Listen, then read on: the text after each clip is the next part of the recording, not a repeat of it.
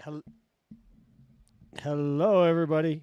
I hope everybody's doing good. I'm kind of running a little bit behind on my schedule getting started for you guys today, but we're gonna go ahead and get things moving. Today, we're gonna do a little bit something kind of different. What I'm kind of doing is mixing all this stuff and getting some ideas on things that I want to do or things that are going to be good for you guys to learn from. And that's really the premise of everything is to create something that's going to help you guys to learn exactly um, all of these things that are causing confusion for people. So we're going to go into some things today that are kind of cool. I'm going to talk about a little bit about waiver and consent. I'm going to talk about um, basically uh, some esoteric symbolism. We're going to talk about a little bit of things on trusts, and then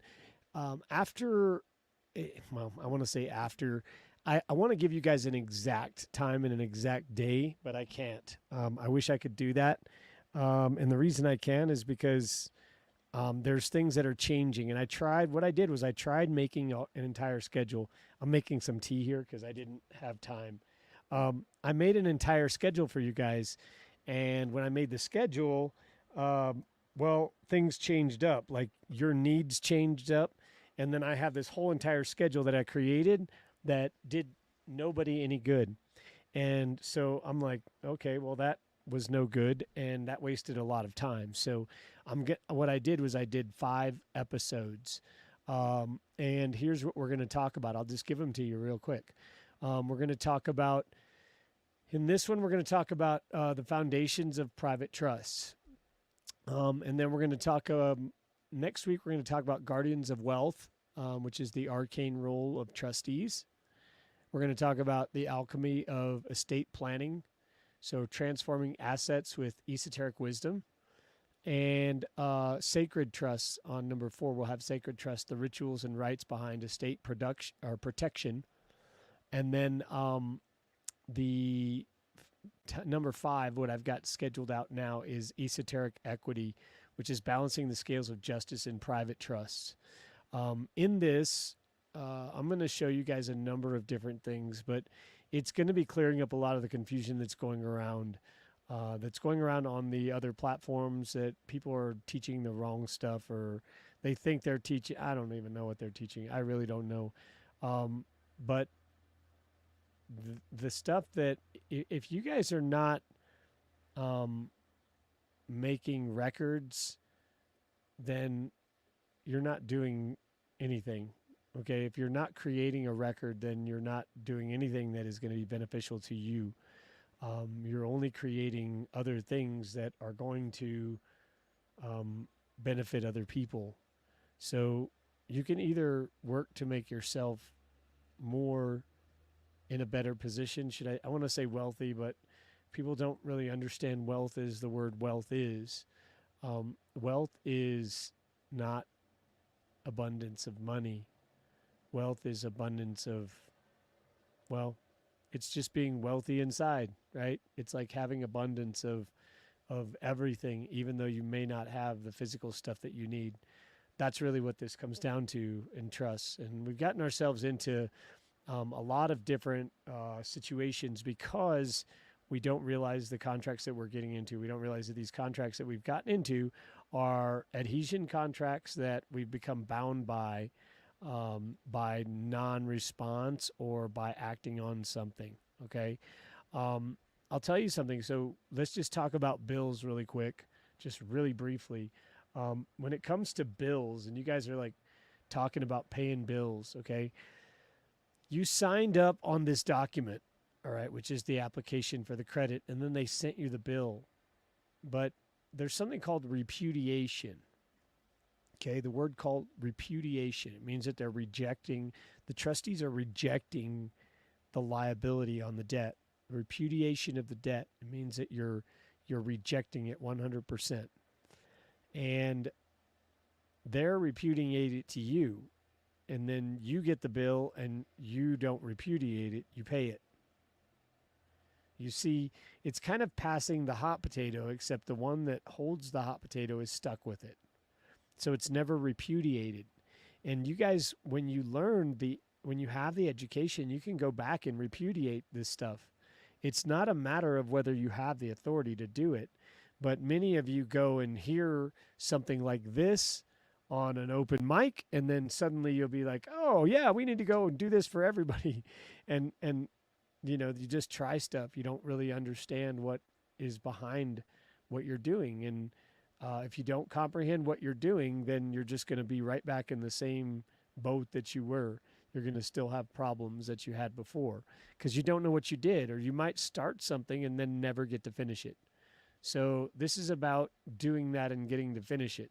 So we're talking about equity mysteries, and again, I'll play for you guys because the following program contains mature content and is the truth. No part herein is intended to be legal advice and is for entertainment purposes only. Audience discretion is advised. Okay, so our tale begins in ancient times where the concept of private trusts, it first took root. Picture this. The dusty halls of Rome were the first fide comitium.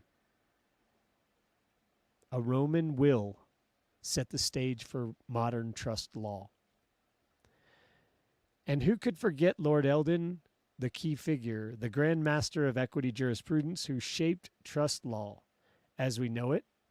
His judgments are like ancient runes, still deciphered by legal scholars today. And this dive, this symbolic dive, have you ever wondered about the eye of providence on the dollar bill? The symbol, and many like it, hold a special place in the realm of private trusts. And they're not just pretty designs, they're keys to understanding deeper principles of equity jurisprudence. Secret societies, from the Masons to the Rosicrucians, secret societies have long been the keepers of these symbols, and their influence can be seen in the fabric of trust law. Okay, they're all over trust law. I told you guys in one of the classes that I held, the papal bull was actually the lead. That was the lead weight was the symbol that came with that papal bull, and same with the Magna Carta. Magna Carta had its own little lead weight that came with it, and they're still floating around. You can pick those up on eBay, as a matter of fact. So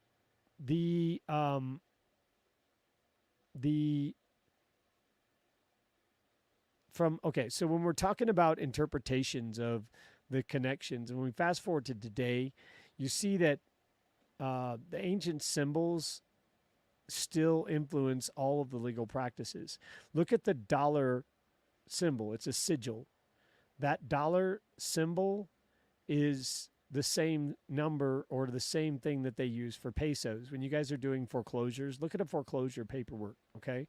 Look at foreclosure paperwork. They're in two different denominations of money. One is pesos and one is dollars. Look for yourself. Look for yourself. Don't rely on me to tell you this. I'm just telling you to look closer at your paperwork and then look up the symbols, what they mean, because you're going to find something much different, okay? So you see that the concept of fiduciary duty today in trusts and symbols, fiduciary duty, it's more than just a legal obligation. Okay, it's a sacred trust, a bond of honor. And what has happened is, as long as people are willing to volunteer, then people are not going to interlude or interfere with that. And there is something that I've talked about many times before called waiver and consent. When you guys don't assert a right, you waive it.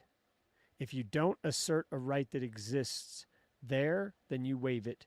When you walk into a courtroom, if you don't assert a right of being something than military jurisdiction, then you waive it and you go into military jurisdiction. That's all there is to it. It's very simple. It is not super complicated. These people that are out there sending you these like pages and pages of case law of stuff, how to, how it's righteous, you shouldn't have to do this, and it's not. Like, that is controversy, folks. Somebody's leading you right into the lion's den, and they don't even know it themselves. So when you guys get involved with that, the statutes, you don't even need that case law. Do you need someone else's, some clown in a gown? I don't mean that disrespectfully. I think your gowns look good on all the clowns. And, well, I mean, just different capes for different, well, that's it. We'll leave it at that. Anyways, so I'm just that, this stuff, you guys don't have to answer to anyone, okay? There's no one that you have to answer to unless you want. I mean, if you need help and you can't manage your own affair, that's one thing, okay? Then just turn this podcast off and go watch like the Minions or something. I don't know. But when you guys realize, okay, it's like, okay, here's the deal. This is really what it comes down to. When you guys realize that there's something that's not right, then you can stand up and say what you want. And there's nobody that's ever going to say anything that you can't stand up and say that, or you can't do this or do that. Unless, of course, and I want you to put yourself in this position, because I know somebody's always had somebody that's always smarter than the court system, right? They're going to go beat the court system. I was one of them, folks. I was one of them. And you know what they did? They locked my ass in a cage. They locked me up. They did. They locked me up in a cage, and I paid for it there. And I learned a lot of things. I learned what not to do. And so I come to you today and every other day that I put my face on this morbid picture tube, in the words of those predecessors, and some of you will understand what I'm saying. But I only do this so that I can teach you guys more about what's really happening, more what's happening to you, and more about what's, what the problems are, so that you can stand up, so that you can like have this sort of attitude when someone sends you a bill. I'm talking about the background, the wolf is like that. So the wolf itself, is like the coloring and stuff. That's kind of something that I've kind of taken on. I really like that coloring. So anyway, moving on. I don't know why I took my glasses off, because I do need them now. Okay, so we're gonna have. I'm gonna talk about a couple of things. We're gonna talk about the symbol of the Eye of Providence a little bit more. So the symbol consists of an eye, often enclosed in a triangle, surrounded by rays of light, and placed above an unfinished pyramid. Let me find I'll find a picture of that. I should have done that before, but it's okay. All right, so let's see. Eye of Providence. There it is. This is Wikipedia. Yeah, because we love Wikipedia, right? Yeah, I'm going to show you guys. I'll show you guys. Oops, I should probably move that to a different screen. All right, we'll do it to this one.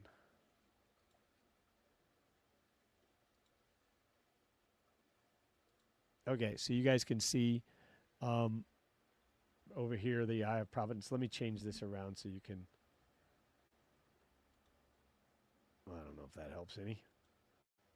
That doesn't help any.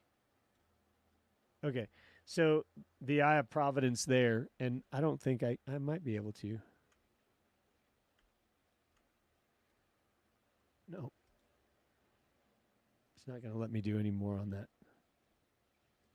It's not even going to let me go sideways with that.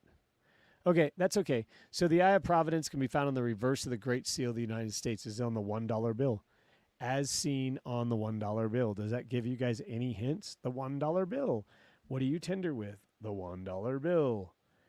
Lovely, amazing, right? That's pretty amazing. So what we're looking at here is, we're looking at, let's go back. I'm going to go back to, oh, well, I'll just leave this up. Okay, so the The Eye of Providence has its roots in religious and mystical traditions. The eye within the triangle represents the omniscient and omnipresent nature of God, a concept embraced by many religions and philosophical traditions. It is reminiscent of the divine oversight espoused in Psalm 33:18.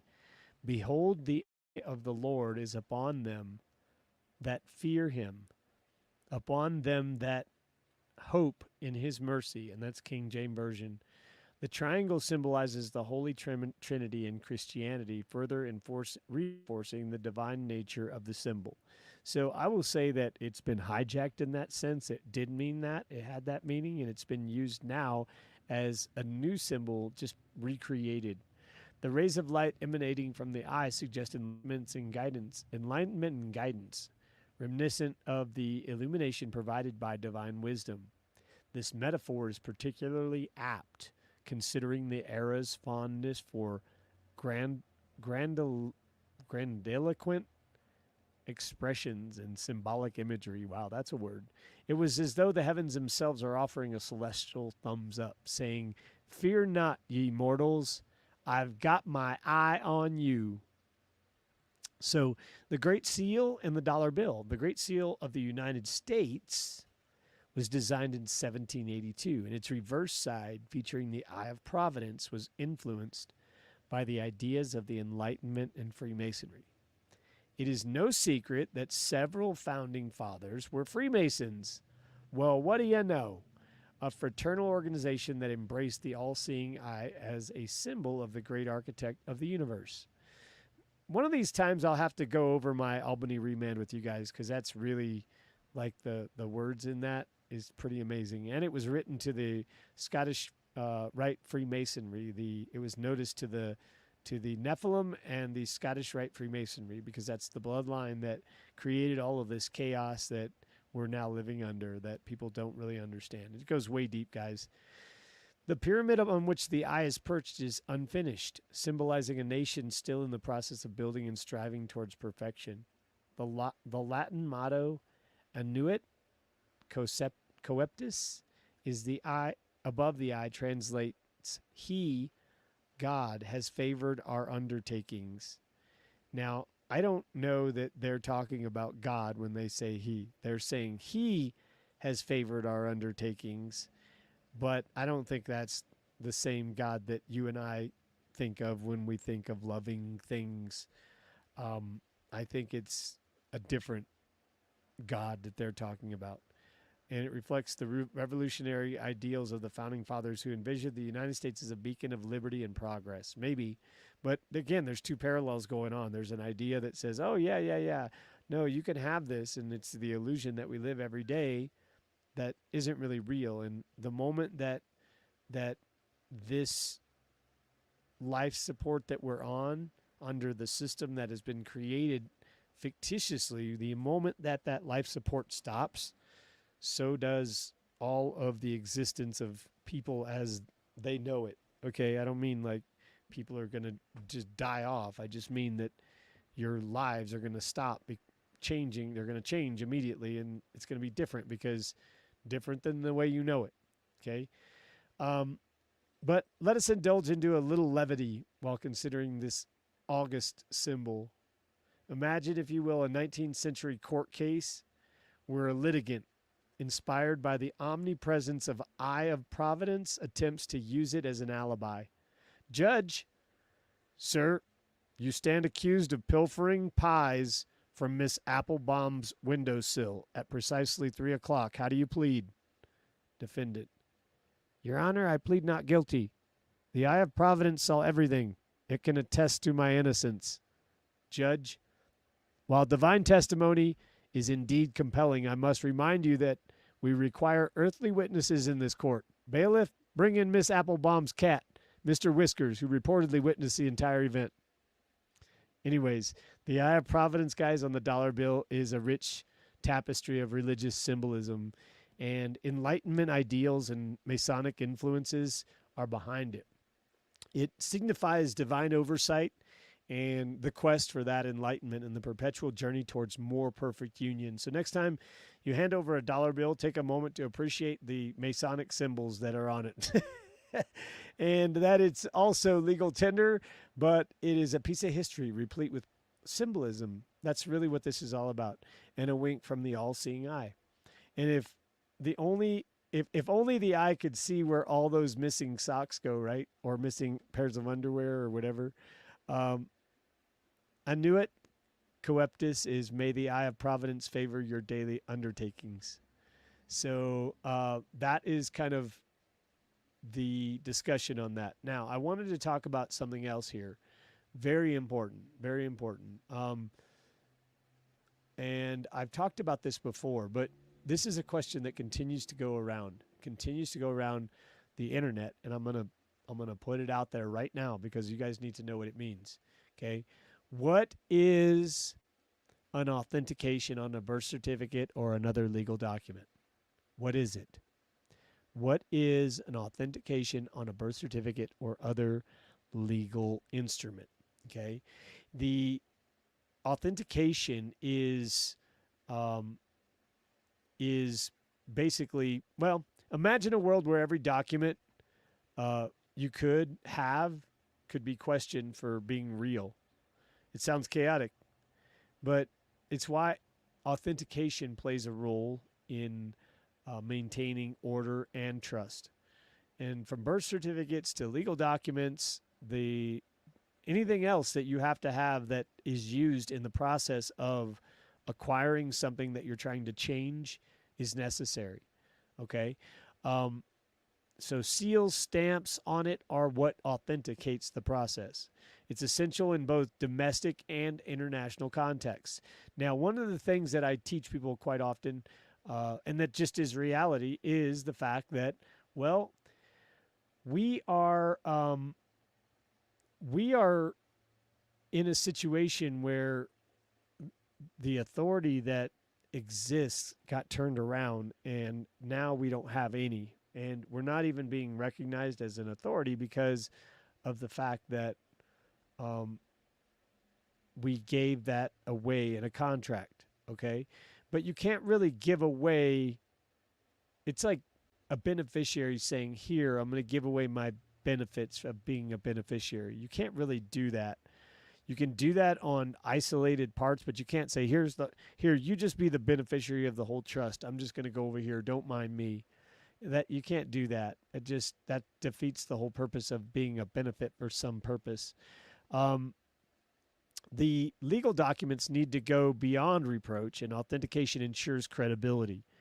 An authenticated document doesn't mean it's yours. It doesn't mean that it's got money in it. It doesn't mean any of that. It doesn't mean any of those things. Those are all false things that people are trying to tell people. Here's the problem. Okay, let me get to the crux of the problem, and I'm going to take off the glasses for this. The problem is that people are thinking that money is like attached to gold that's scarce.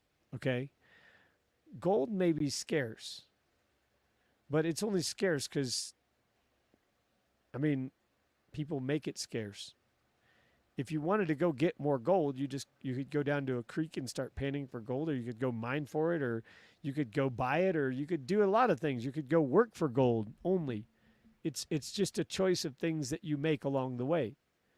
But the crux of the problem is that when there was gold and silver behind money, when it was a thing with gold or silver, they removed the gold or silver as substance moving forward, but it never was removed entirely from the system. You can't take away, even though they want to say that they are the creators of all this new stuff, they can't ever say that God wasn't the creator. That's the whole crux of the problem. The origin of everything is always the origin of everything. And someone can take something and try to make it different, but it doesn't make it better. It just makes it different. And most of the time, if you're competing with nature, you're screwed. I'm just going to tell you. There is nothing that you're going to beat that our Creator doesn't have already perfected. And like when the perfection goes out of perfection, it just figures out another way to perfect it again. It just re-perfects it. Like that's how perfect we are, folks. When you guys start thinking you're insignificant and start thinking that somebody else has to do all this stuff for you because you're not capable, that's where we lose the power and the control, and then we get taken advantage of because we don't know. We don't even know what's happening. And every one of you, I don't care what your age is. I don't care whether you're, just becoming of age or whether you're, you can't even fit it on 2-digit numbers anymore. You need to learn what's happening to all of us, what's happened to all of us, because it is a choice. It is not something that we have to be in. All of these people that are standing on the corner with a sign that says they need help don't need help. They need to know what their options are. That's all they need. Because if they knew what their options were, they wouldn't be standing on a corner doing what they're doing. They would be manifesting things because they would believe in themselves that they can do that. How do you make something out of nothing? You think it. That's the easiest answer and question I can give you. How do you make something out of nothing? You think it and you believe it with all your heart that it's real. And when you don't doubt it, when you don't have that other thought that says, well, I could have that except, or stop placing obstacles in front of yourself that other people have created. That's what we got to stop doing. So getting back to authentication, you guys were authentic in the beginning, okay? You were authentic when you came out of your mother's womb, and you were authentic. And immediately they made you, well, they didn't make you, okay? The lack of knowledge on your family made it so that you didn't know how you were classified. And therefore, if it doesn't go classified, I talked earlier about what's called waiver and consent. If you don't choose one thing, you waive something and consent to something else. Okay? Let me give you an example. If you don't opt out of being a U.S. citizen, then you waive that right of being a non-U.S. citizen, and you default and you agree to be a U.S. citizen. That's what it comes down to, and that's what these contracts are coming down to. They're holding people accountable for things that they have agreed to and not known. And again, like there's a lot of things you can argue. Well, show me the contract. Well, that's a great point, folks. And whoever thought of that, good job, because I thought of it too. And let me tell you what happens when you get into law. The law doesn't look at that. The law is not going to look at whether you have a contract or not, which is why you can't argue with these people in their court. There's no contract. Show me the contract. You're not going to get anywhere with that in their court because the law says, did you pay it and did you agree to pay it? It's yes on both of them. So there's no controversy there. There is nobody that is on your side. You agreed in a contract that they have your signature on, and then now they've created an accounting and you're saying, I'm not paying. That's all. That's the bottom line. There is no controversy. Nothing beyond that. You could say, well, it doesn't apply to me, all you want, but you're standing right there. They have an understanding, and clearly you have an understanding that you're in those shoes for that reason, because you stood in the shoes of that name and you became the surety for a stranger, like Scripture says. Okay, so the authentication, what happened was you were authentic with Creator, and then because no one knew any better, you became authentic with a company instead. And you've remained loyal to the foil with the company. That's all I can tell you is you've remained loyal to that company, and that company has created, they're nothing but creators of debt indentures. So you guys are creators of amazing trust indentures. Like, hi, you say, hi, Bonnie, I would like to give you some money to take care of your kids and to help your kids out, maybe. I don't know, you do things and you give things to people for purposes. And that's what trust is about. But when you don't trust, then people have to take it from you. And that's what they're doing. These companies are creating debt because you guys don't know how to give it to them voluntarily. And you've heard that people that have money give money voluntarily. But when you give them the money, they don't give you stuff, they don't give stuff for you voluntarily. They create what they need and they take what they need, and it never gets it never gets used the way it should. It's like when you guys have a car, imagine having like a car. You have a car that you take really good care of. And everyone, I want you to imagine somebody that you know of that has had a car that, really like takes really good care of the car. And maybe you don't understand why they don't take care of that car. Stephanie, my sister, this is for you. My sister, so don't get me wrong, I love my sister to death. My sister has a really cool car. She has a BMW like 325 or something. She always wanted it, and she got a really good job, and she's worked her butt off for like 20 or I don't know, maybe more years with UPS. And so she wanted a BMW, but it's kind of an older one now. And I'm like, why don't you go get a new one? She's like getting new parts for the old car. But I understand because I have an older truck. So I'm not complaining about that. I still kept the original truck that I've always had, and I actually bought a used truck and made it the way I wanted to make it. And so, it's just a matter of um, the authenticity that is created on by your nativity, by your entrance into this world, was turned into something different, and it remained that way ever since. Okay? So it became not authentic with the way it was originally intended with your creator. And the fact that, I don't want to like, I want to tell people everything that I can, but I also want to not alarm people. I don't want people to be alarmed. I just want you to do a little research. I want you guys to go look up application, the word application. And I'll get you, like, I can look it up for you right now on something, on one level here. If I can get to the right screen here. Give me just a second.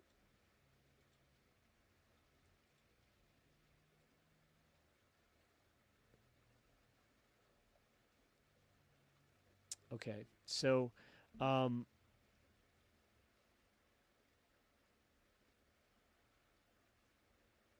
right, I'm just looking at the criteria. So we're going to talk about the authentication process too. I'm going to tell you guys about that. A little bit about it. We're going to discuss it a little bit. I'm not going to get into it in detail because I don't want people trying any crazy stuff. But when you guys are like, we're creating records, okay? These estates, all right? I want you to imagine this. I know I'm kind of a little bit over here, but okay, so thank you guys. I didn't know you guys couldn't hear. So, and you know what else I can do? I can actually adjust the sound here so this is a little bit louder. I think that will probably help you guys. So, but it's going to pick up a little bit more background noise. You just have to be prepared for that. I don't mind, doing it like this. And I just saw that message there.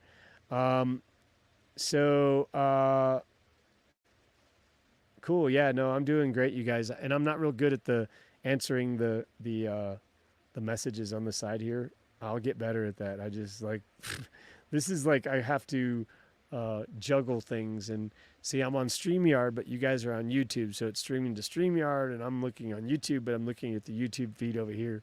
So it's like, it's pretty crazy, but it's cool. Let's see here. I know what I was going to show you guys something, and I just lost my train of thought here. If one of you guys can refresh my memory in the chat and let me know, can you guys hear me now? Is it better?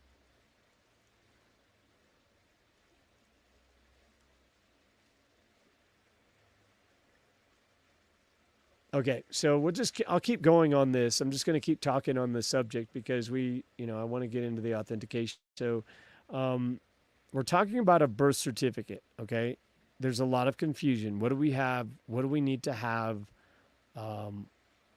Exactly. Okay.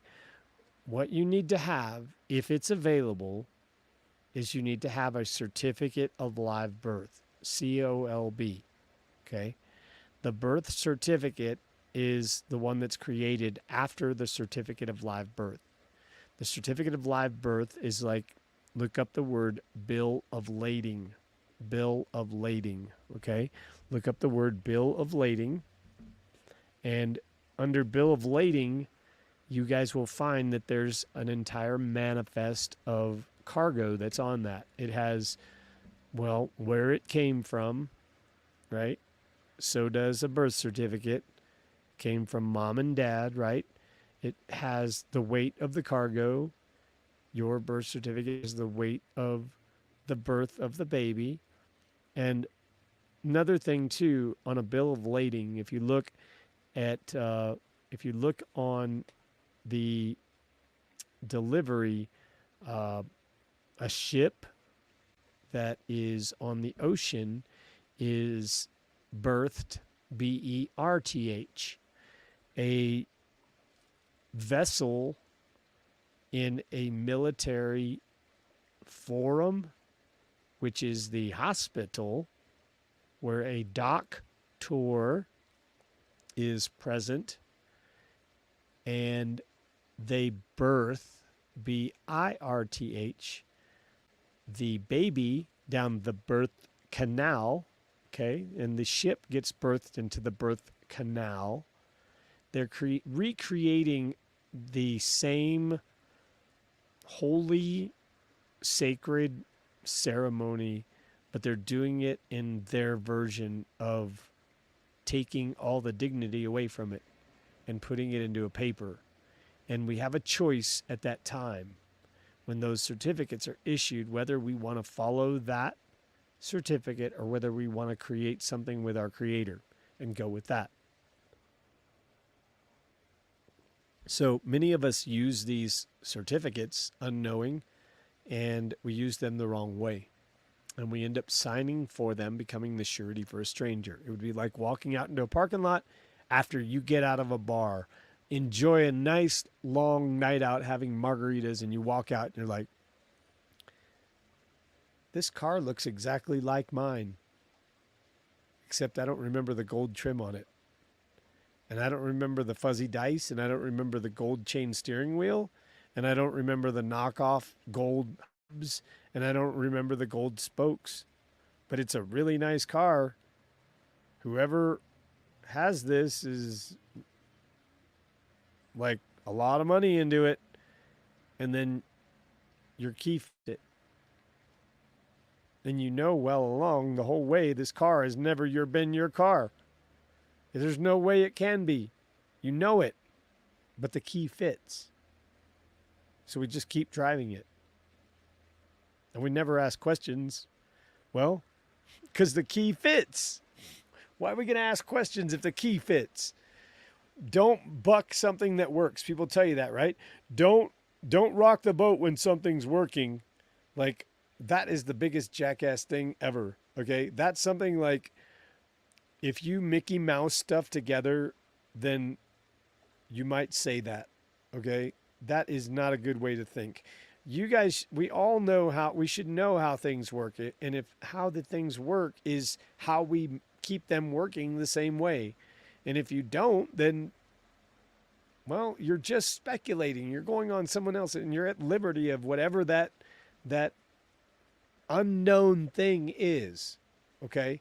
So going back, we're authenticating the birth certificate. We're getting the birth certificate authenticated, but it is a certificate of live birth that we're having. That's the document we're sending off. Now, what is the purpose of having this done? I'm not going to go into details because I don't want anyone to feel like I'm trying to give any proprietary information that shouldn't be released out there. There's things that I do show people how to do just because it's knowledge that you know. But we'll talk about it more in depth, at a later time that's not on this public channel. So the whole point of the certificate was to create an account that was intended for one purpose. because people didn't realize what the intent behind that was, it continued to go and be a different way. Just like you guys might get a bill in the mail and you don't feel you owe it, but you pay it because you can't stand those people harassing you. So your reason behind why you're doing it is not the same reason why it's getting done. So those two things could exist and run parallel to one another, but no one knows about it until you create that record. And that's what equity does. Equity comes to the common law and it says, okay, the common law only says this and this and this. But then when you start creating other documents that say other things than what the common law says, the equity will supersede anything else, because the equity is your record. That is the truth and where you come from as a man and a woman. These other groups, there's certain things that you guys got to do. You guys got to make some changes. You can't keep using that car with the gold spokes and the knockoff wheels. You can't do that. It's not your car. Okay. But we got to learn what happened. How did that happen? Like, what's the laws behind that? Well, let's explain a little bit. I can tell you a little bit about it. I can tell you that Anderson's Law Dictionary, 1889, says that the word name is, in law, it only recognizes the first and the last.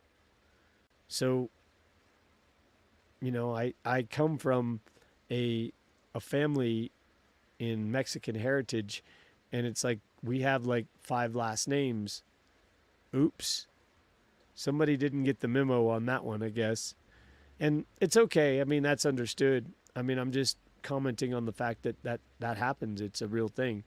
But the fact is that none of those names belong to any of us. We have a different way of writing our name. It is clear in the scripture that teaches Mesopotamian history that we shouldn't be worshiping false idols, and a symbol is a false idol if we're using something that belongs to a company.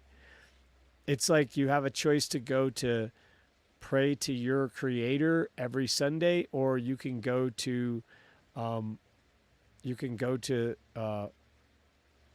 Shopping Channel and go shopping. So you can watch church, or you can go to church and hang out with people. And I mean, depending on how people look at it, when you guys have this attitude that church is just, it's like, it's going to be, but you get out of stuff what you put into it. And I don't go to those commercial churches because it's membership stuff. And that's just my preference. I'm not telling anybody don't go do that. But when you go and look at your church and you see that your church is a 501c3 and you are a 501c3 is a membership to the original corporation, and the original corporation is giving this other corporation a break on their taxes. They're saying, hey, come join us and we'll give you a break on taxes on certain things. And then they begin influencing the company because, well, that's what they do. That's what a 501c3, 501c4 does. They influence politically or non-politically. They call it what you want. You could say it's non-religious. Well, you know what? They don't let church and state get across one another either, but it sure seems like there's a lot of religious things going on that are stopping a lot of things in people's rights right now, and many of those, including all inclusive to the Papal Bull and other things that existed before the Magna Carta. The Papal Bull, I don't know if you guys are familiar with the Papal Bull, but it's where the Pope declared ownership over everything from a spiritual perspective. He said, I am the closest one spiritually to any sort of like other entity that is spiritual, and I claim that highest position.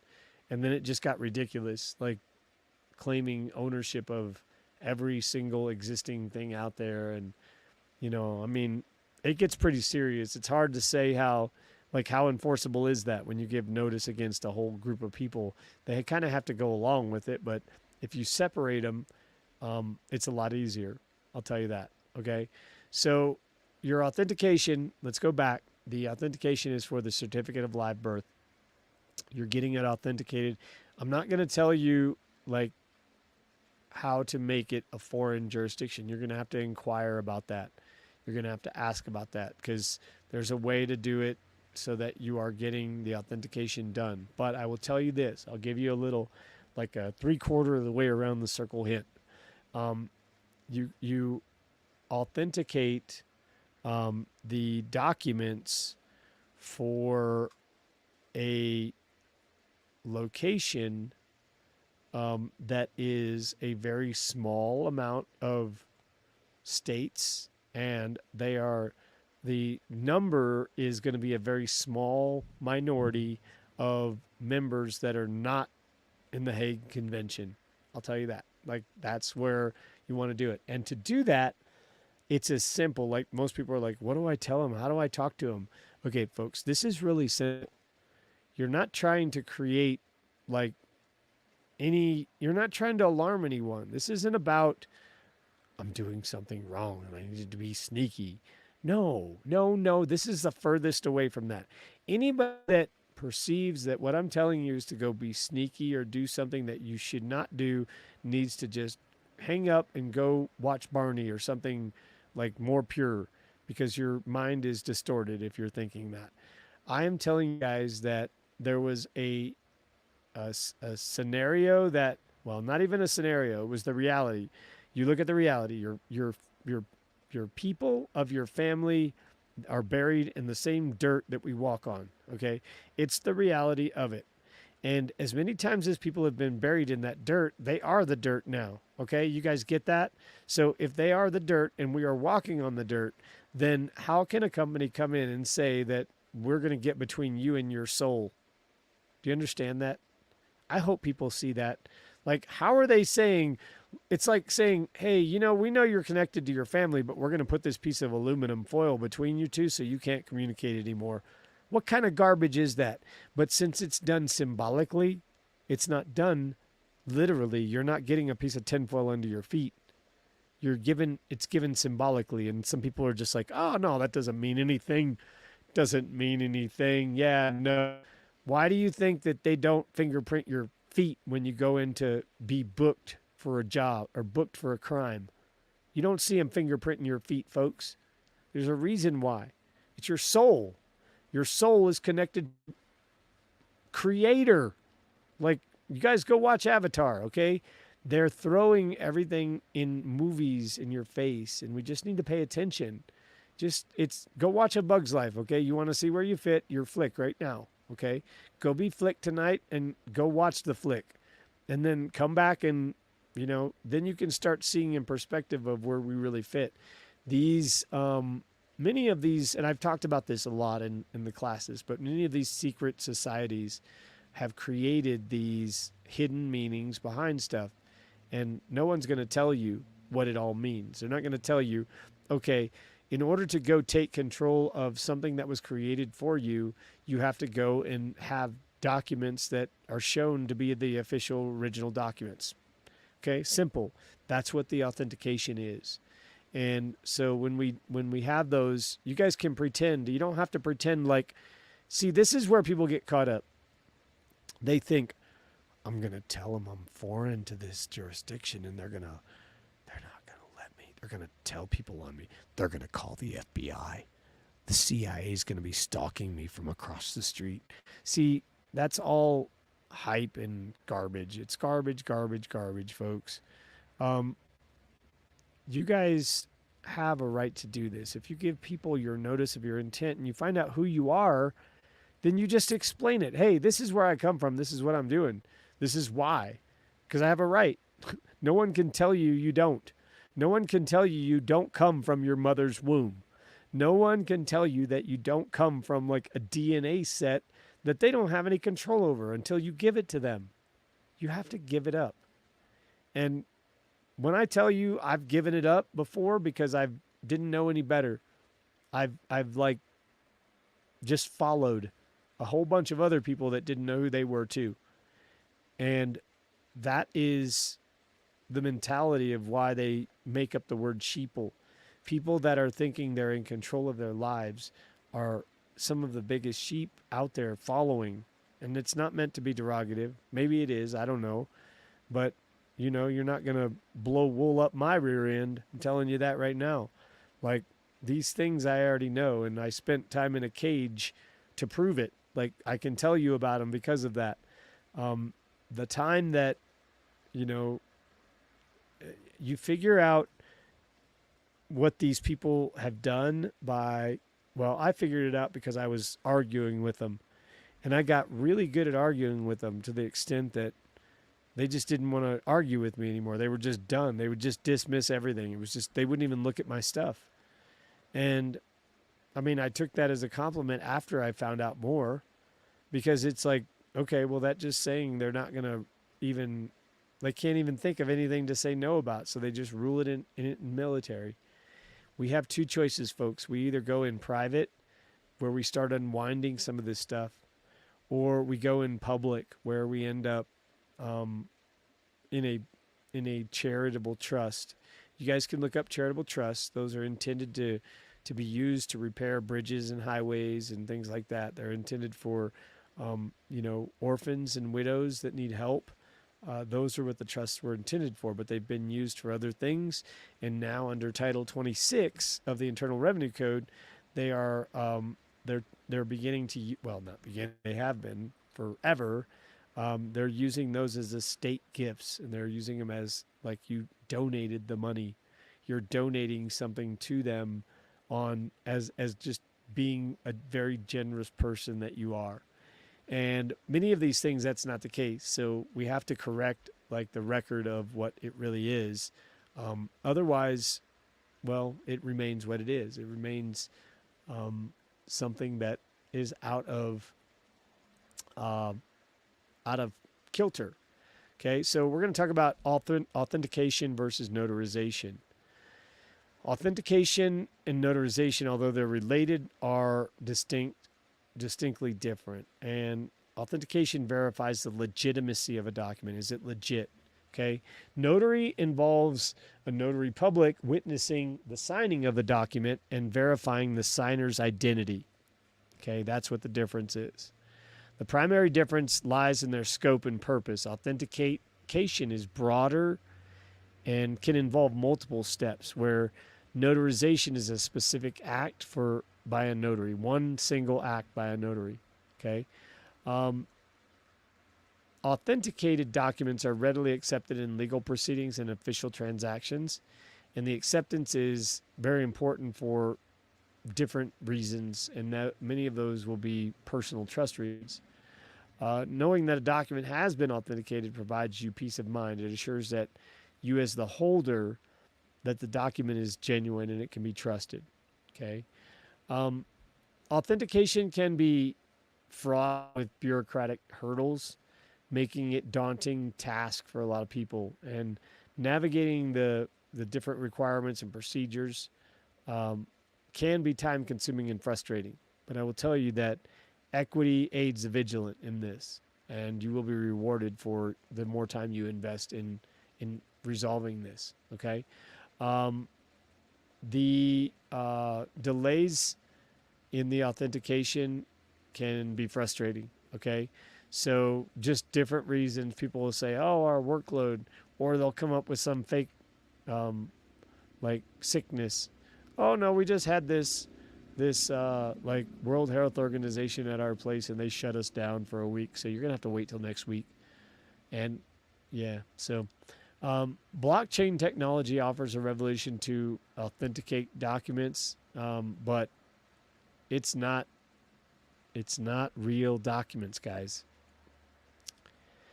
And digital signatures, of course, we know that MERS is a big player in digital signatures now. So you guys stay away from those agreements for digital signatures, because that's what they're doing. They just needed a way, and they got tired of photocopying, guys. They got tired of walking over to the copy machine. They're like, there's got to be a faster way to do this and make more signatures from this one than just like taking it and signing it over every time.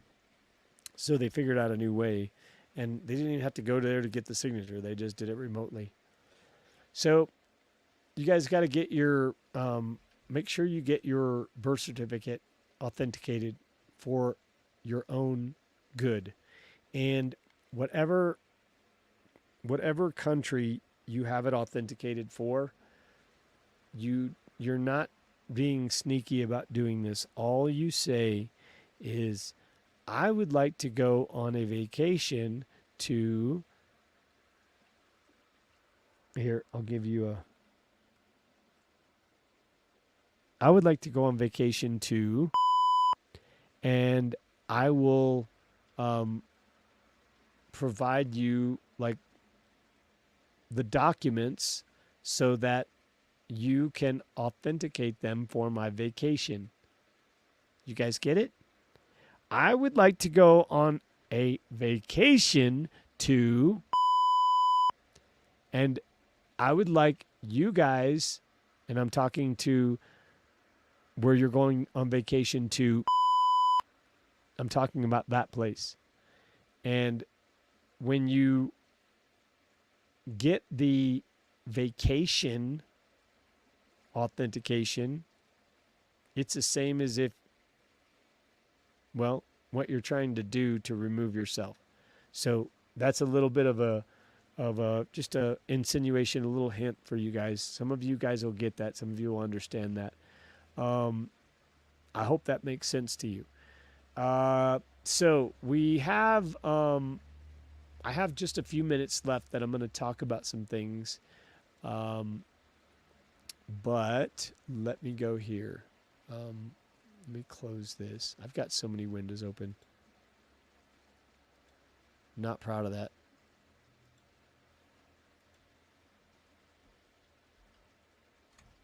And okay. So I got some questions too. We'll do some frequently asked questions. What is the purpose of document authentication? Document authentication verifies the legitimacy of a document, ensuring it is genuine and can be trusted for legal and official purposes. How long does it take to authenticate a birth certificate? The time required for authentication can vary, ranging from a few days to several weeks, depending on the certifying authority and the complexity of the document. Can a notary public authenticate a birth certificate? A notary public can witness and certify documents, but the actual authentication needs to be done by a government authority or consulate. What is the cost of authenticating a birth certificate? The cost varies widely depending on the certifying authority and the country. It is advisable to check with the relevant authority for specific fees. Is digital authentication as reliable as manual authentication? It says yes, but I say don't do it. I'm telling you right now.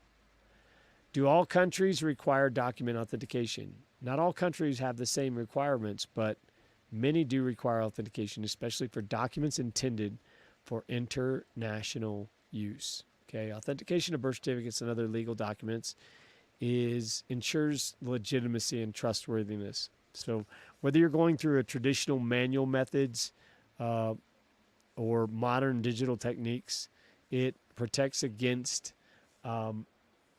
illegal acceptances, and you understand the process. It's an importance of how you can navigate the complexities of the document authentication, and you have a little bit of confidence in doing so. You guys know you have the right. You know you don't have to act like you're trying to sneak out of the United States. No one cares. You have you just don't need to hide it. You don't need to hide anything like that. You just need to act as if you were doing things the way that you were doing them before.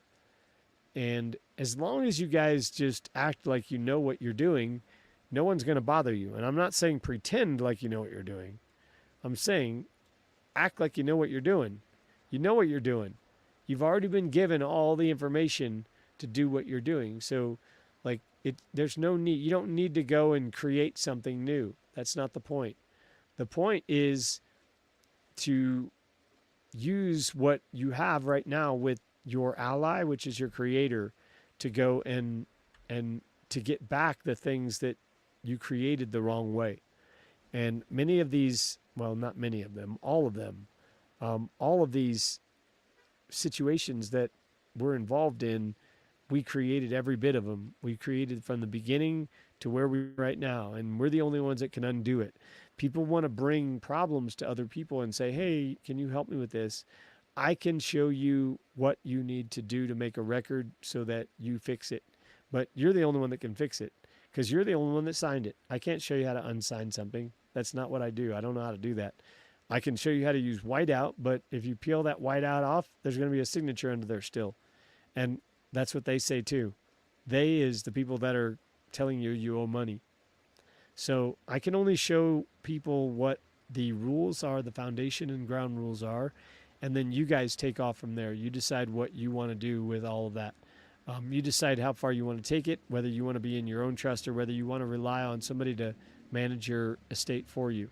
You've all been given an estate. You all have a place to go and things to be able to use, but you can either be in or out. You can't be both. You can't say, well, I want you to take care of part of it. Until you learn how to control all of it, you can't take part of it. So that's kind of the bottom line. That's what it really comes down to. We're learning a lot of things that are strange to us in the realm of trusts. We're learning how to maneuver in a place that's otherwise not familiar at all. And as we get further into this discovery of exactly how things happened, and we can see the origin of where these things came from, we realize that everything that was created in the way that is hurting us and harming us has another way that is in a method that was created for a remedy for that. So you just have to find out what it is, and you have to stay in that frequency. So I appreciate you guys very much. I will have another show. We'll be talking about another show tomorrow, more on trust stuff. I'll have more specific things that we can talk about, and I'll have a little bit more. Every time we do one of these, I'll be a little more prepared because I'm just learning different ways to do things, and I don't have really a lot of help that I can really go to. It's not like some of this stuff is not even charted waters, but we're managing and we're going to do good at it. So I appreciate you guys. You guys have an amazing day. I send you much love and energy. And with that, I yield.